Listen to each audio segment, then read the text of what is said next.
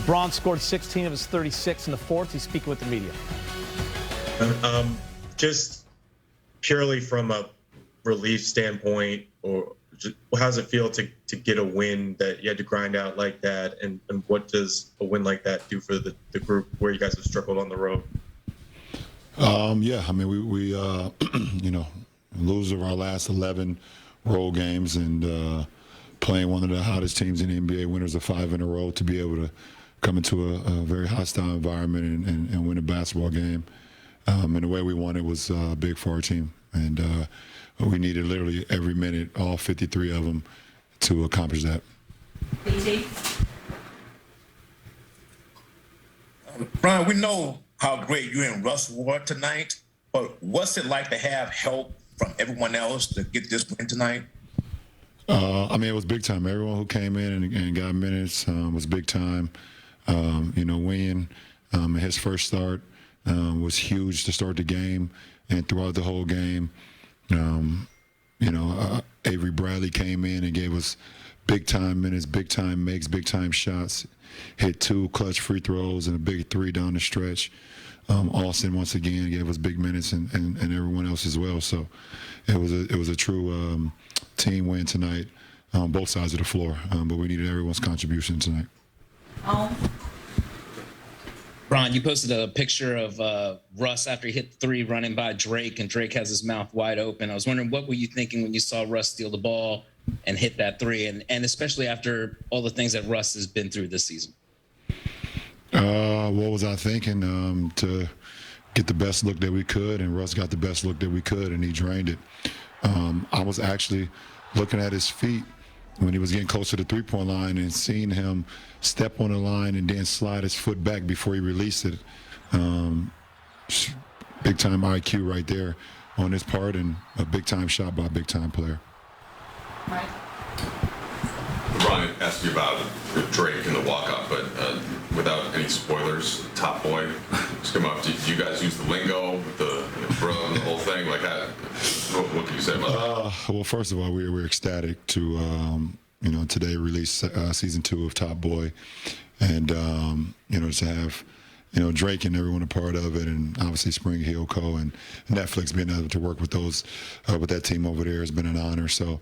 You know, I'm not gonna give any spoilers. We put out a release today to not talk about it until people see it. We don't want to spoil the season on what's going on, but it's gonna be people are gonna be excited about it, ecstatic about it, and then be waiting for season 3. You know, and hopefully we're blessed enough to be able to get that. But it's definitely an honor to be able to have such a great cast, a great crew, to be able to put something spectacular like that together. Bill? You obviously are pretty darn close to passing Karl Malone at this point, and I know you guys only overlapped in the league by a year, but you know, I wonder, with considering you guys are basically identical defensively in terms of height, weight, have always been in peak condition, you know, throughout your career, same for him, and the way your games evolved as you got later in your career. You know, obviously his game changed as he continued to remain a super effective scorer, and that's the same for you. Is there anything that you see in terms of, you know, the way you have aged and the way Karl aged with his durability over his career, where you see some similarities? I mean, when you put it that way, absolutely. I mean, you know, you guys that just took care of their bodies for the majority of their career, and always wanted to be available to their teammates. I mean, the most important leadership for you is to try to be available as much as possible on the floor, you know. And I think myself and him, we always just try to be in uniform and make plays and stay in condition, and you know, and try to stay healthy, stay injury free as much as you can, and also be productive on the floor. Yeah, absolutely. Take 2 more, one on Zoom and one in person. So Dan, who's our last on Zoom. Kind of along those lines. This year offensively, you know, you're up near 30 points a game again, doing stuff at your age that nobody in this league has ever really done before.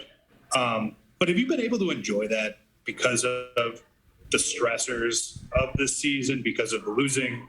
Have you been able to kind of separate those two things from one another? No, because winning is what's most important to me and what's always been most important to me. But the one thing I've been able to do is keep the joy of the game. Like I said on the walk-off, I said, listen, I understand that we're, taking a lot of losses this season or whatever the case may be, but the joy of the game and going out there and competing is so damn fun. Like, it's so fun. And obviously the frustration of losing and, and things of that nature, obviously, in the heat of the battle, you feel it that way, but, it's a joy to play the game, and it's a joy to go out there and still play at this level at this point in my career. So I'm still having a blast. Last question on the LeBron strike. LeBron, you're obviously a part of a special draft class. What are your impressions of Scotty Barnes and this draft class as a whole? I saw Scotty Barnes for the first time in the 7th grade, and I told one of my good friends that this kid is going to be special. I seen his length of his arms, and he was playing point guard at his size back then. And I mean, obviously he's still doing it now. He can play multiple positions, but for him to have that size and that ability, I knew he was going to be special. And I always talk to my friends about him. So it's no surprise at what he's doing for me personally. Could be to some of you guys, but to me, I've been watching him since the 7th grade. And it's a beautiful thing to watch. Appreciate it.